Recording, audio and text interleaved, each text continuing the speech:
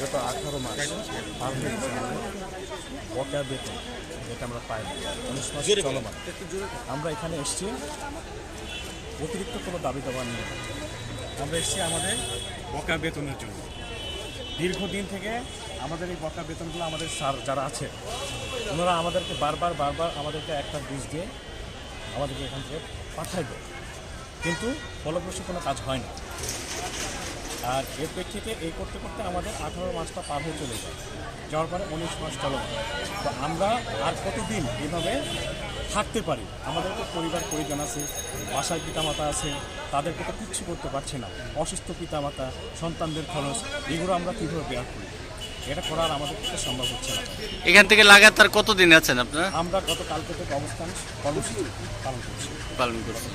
ওনারা উপর থেকে আপনাদেরকে কি জানাচ্ছে লাস্ট? আমাদেরকে সুনির্দিষ্টভাবে কোনো কিছু বলছে না, ওনারা শুধু বলছে যে আপনাদের হবে, যান, চলে যান। কিন্তু আমরা চাচ্ছি না এইভাবে আর যেতে, কারণ এইভাবে ওনারা বিগত দিনেও আমাদেরকে পাঠিয়ে দিয়েছে এখান থেকে, আশ্বস্ত করে শুধু বলে পাঠাই দেয়। কিন্তু কতবার এভাবে পাঠিয়েছে? মিনিমাম 5-7 বার 10 বার বেশি হবে, তারও বেশি হবে, মিনিমাম বললাম এটা।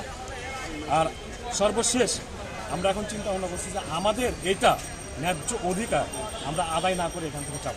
অফিসের পক্ষ থেকে কাজের সাথে কথা বলতে হচ্ছে আমাদের কার সাথে কথা বলতে?